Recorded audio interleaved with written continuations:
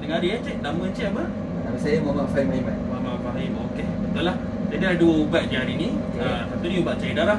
Makan sebiji sekali-sekali lah pada waktu yang sama dimintakan lah. Yang kedua ni untuk ubat sakit jantung ataupun serangan jantung lah. Jadi ubat ni dia bukan makan harian, dia hanya makan bila perlu sajalah. Bila kena serangan, Cik bila buka tetap bawa lidah lah cara makan dia. Bila dah buka botol ni dia hanya tahan untuk 8 minggu lah. So kalau buka pastikan tulis lah. Oh, catat lah. Betul. Jadi itu saja ubat ini. Ada soalan apa-apa ke? Saya nak tanya, kalau nanti puasa macam mana? Saya nak makan ubat ni boleh ke? Ada yang tak boleh makan ke? Faham. Jadi sempena bulan puasa ni di website KKM kita ada letaklah macam guideline, panduan untuk beritahu ubat mana yang membatalkan puasa dan ubat yang tidak membatalkan puasa. Jadi Cik boleh layarilah website tu untuk tahu lebih lanjut lah ubat mana yang sesuai dan tidak sesuai masa bulan puasa. Okey, faham. Okey, so ada soalan apa lagi ke? Setakat ni itu sajalah Cik. Baik, itu saja. Okey, terima kasih. Wait till you see the. No, no, no, no.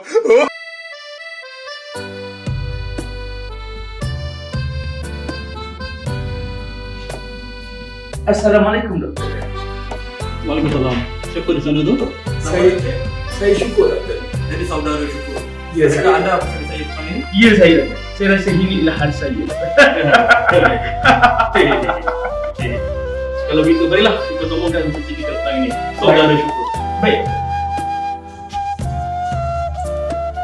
Ke sini kita tak? Betul, silakan. Baik. Apa khabar doktor? Kabar baik. Berilah. Jadi saya pendekkanlah masa antara kita berdua supaya jimat masa kita. Baik. Jadi ada 2 ubat untuk tarik. Ya. Yang pertama adalah ubat cair darah. Yang ini juga haruslah makan 1 biji setiap hari. Baik. Ubat kedua ni adalah ubat yang lagi penting. Mustahab. Ubat ni adalah untuk bila Syukur terkena serangan jantung. Sungguhnya. Kecil saja betul. Ya. Saudara. Ya. Ubat ini hanya diperlukan bila kena serangan jantung. Berbeza dengan ubat yang lain, ubat ini hanya Cik buka dan bila bukanya akan tahan 8 minggu sahaja. Jadi, cara makan baiklah meletakkan ubat ini bawah lidah. Apabila kena serangan jantung sahaja. Baiklah, mereka sebenarnya jelas sendiri saudara. Jelas. Itu saja ke doktor? Itu saja. Wah, baik. Semua tu betul. Semua ubat. Several days later. Assalamualaikum saudara. Senang namanya saudara hari ini. Waalaikumsalam. Bolehkah kita sambung balik kerja kita hari ini? Mari kita menyambung tugas kita. Baik. Mari. Saya Kak Yarengan. Boleh. Pakai ring. Baik. Okey. Kenapa saudara Syukur? Apa rasa? Saudara, saya diserang sakit jantung saudara. Sakit jantung. Saudara ada makan ubat tak? Tak ada ubat saudara. Tak ada ubat. Sebab kita kan tengah berpuasa saudara.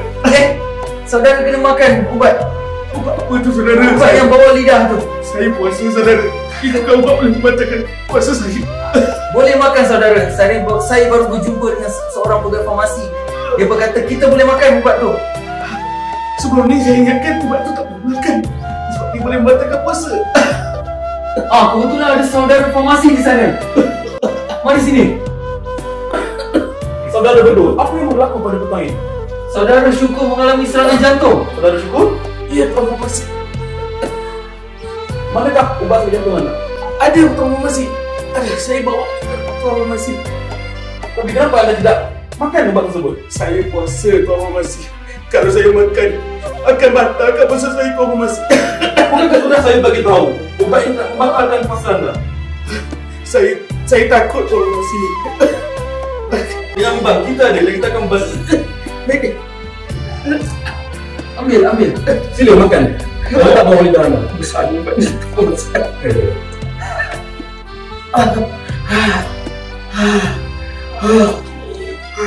Tenangkan diri lu, saudara Syukur.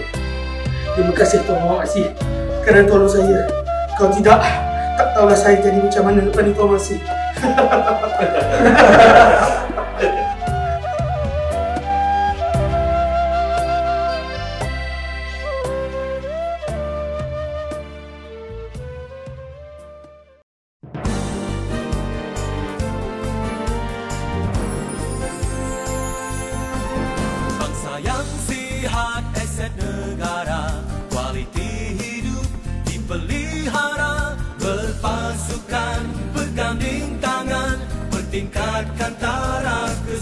kesihatan secara profesional khidmat